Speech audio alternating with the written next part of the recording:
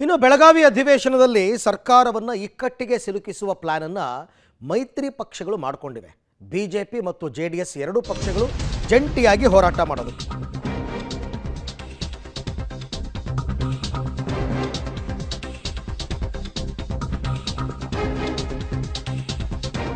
ಅಧಿವೇಶನದಲ್ಲಿ ಸರ್ಕಾರದ ವಿರುದ್ಧ ಹೋರಾಟ ಮಾಡ್ತೀವಿ, ಪಕ್ಷಕ್ಕೆ ಮುಜುಗರ ತರುವ ಕೆಲಸವನ್ನ ಮಾಡೋದಿಲ್ಲ ಅಂತ ಬಿಜೆಪಿ ಶಾಸಕ ಬಸನಗೌಡ ಪಾಟೀಲ್ ಯತ್ನಾಳ್ ಹೇಳಿದ್ದಾರೆ.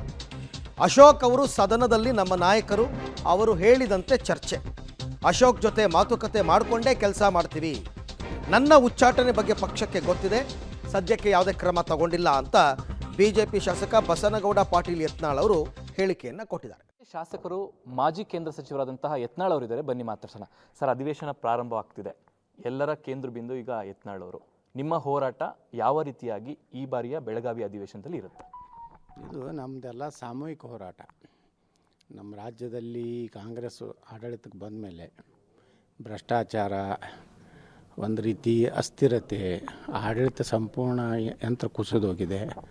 ಮೀಸಲಾತಿ ವಿಚಾರ ಇರ್ಬೋದು, ಇವತ್ತು ವಕಫ್ ವಿಚಾರ ಇರ್ಬೋದು, ಉತ್ತರ ಕರ್ನಾಟಕದ ಅಭಿವೃದ್ಧಿ ವಿಚಾರ ಇರ್ಬೋದು, ಇವುಗಳೆಲ್ಲ ಸಮಗ್ರವಾಗಿ ಈ ಒಂದು ಅಧಿವೇಶನದಲ್ಲಿ ನಾವು ಒಕ್ಕಟ್ಟಾಗಿ ಯಾವುದೇ ರೀತಿಯ ನಮ್ಮ ಅಸಮಾಧಾನಗಳನ್ನು ಇಲ್ಲಿ ತರದೆ ನಾವು ರಾಜ್ಯದ ಜನತೆಗೆ ಮತ್ತು ನಮ್ಮನ್ನು ಆಯ್ಕೆ ಮಾಡಿದ ಜನತೆಗೆ ನ್ಯಾಯ ಕೊಡಿಸುವಂಥ ಕೆಲಸ ಎಲ್ಲರೂ ಕೂಡಿ ಮಾಡ್ತೇವೆ.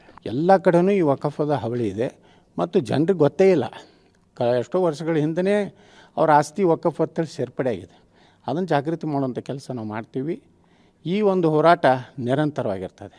ಸರ್, ಇನ್ನೊಂದು ಪ್ರಮುಖವಾದಂಥ ಹೋರಾಟ ಪಂಚಮಸಾಲಿ ಮೀಸಲಾತಿಗೆ ಸಂಬಂಧಪಟ್ಟಂತೆ ಈಗಾಗಲೇ ಶ್ರೀಗಳು ಮುತ್ತಿಗೆಯನ್ನು ಘೋಷಣೆ ಮಾಡಿದ್ದಾರೆ. ಸರ್ಕಾರ ನಿಷೇಧಾಜ್ಞೆಯನ್ನು ಜಾರಿ ಮಾಡಿದೆ ಈಗ ಸುವರ್ಣಸೌಧದ ಸುತ್ತಮುತ್ತ. ಅಂದರೆ ಹೋರಾಟವನ್ನು ಹತ್ತಿಕ್ಕುವಂಥ ಕೆಲಸವನ್ನು ಮಾಡ್ತಿದೆ. ಇದನ್ನು ಯಾವ ರೀತಿಯಾಗಿ ಯತ್ನಾಳ್ ಮತ್ತು ಸ್ವಾಮೀಜಿಗಳು ಇದನ್ನು ಟ್ಯಾಕಲ್ ಮಾಡ್ತಾರೆ? ಯಾವ ರೀತಿ ಹೋರಾಟ ಇದ್ರ ವಿಚಾರದಲ್ಲಿ ಇರುತ್ತೆ? ನೋಡಿ, ಇವತ್ತು ಸಿದ್ದರಾಮಯ್ಯ ಸರ್ಕಾರ ಒಂದು ಹಿಟ್ಲರ್ ಸರ್ಕಾರ ರೀತಿಯಲ್ಲಿ ವರ್ತನೆ ಮಾಡಕತ್ತದ.